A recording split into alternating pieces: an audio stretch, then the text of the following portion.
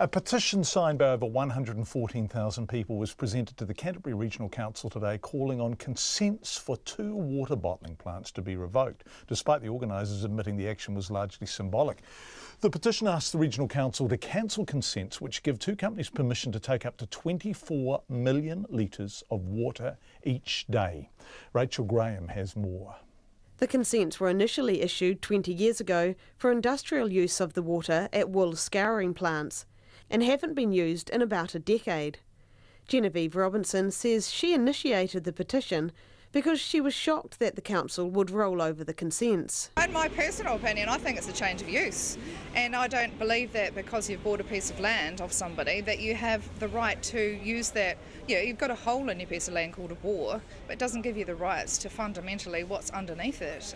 You know, it's a totally different consent process, and they need to work that out, really. Aotearoa Water Action organiser Peter Richardson says the council has not done a proper assessment to determine the impact of the permits. We don't think it's safe, we don't think it's sustainable, we don't believe they've done the assessments that would enable them to make such an assessment. We also believe that their process by which they granted those consents was flawed, and we want to hold them account and make sure they're following proper process when they deal with something as precious as Christchurch's water supply. Mr Richardson says ultimately they'd like to change the culture of the council, which he says is focused on economic benefits, not community benefits.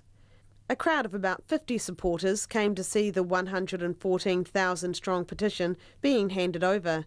Many were particularly annoyed that the water bottling plants were taking the unadulterated water when they were being told the public supply must be chlorinated. So the cows actually have pristine aquifer-fed water.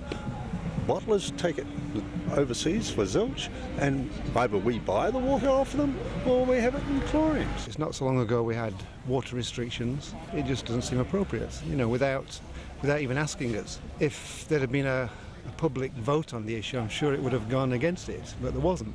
It's not very eco-friendly bottling New Zealand beautiful Canterbury water to send over to China, and it makes me really annoyed that we've got chlorine and stuff in our water and we just wrecked it. Enough's enough. Peter Richardson from Aotearoa Water Action says he realises the council won't overturn the consents just on the basis of the petition, so the group have also launched legal action against the granting of the consents. He says that application is currently with the courts. The petition was accepted by the Deputy Chair of the Regional Council, Peter Scott, who said the council now needed to allow the court action to run its course. He also invited the petition organisers to make a deputation to the council on the 10th of May. In Christchurch for Checkpoint, Rachel Graham.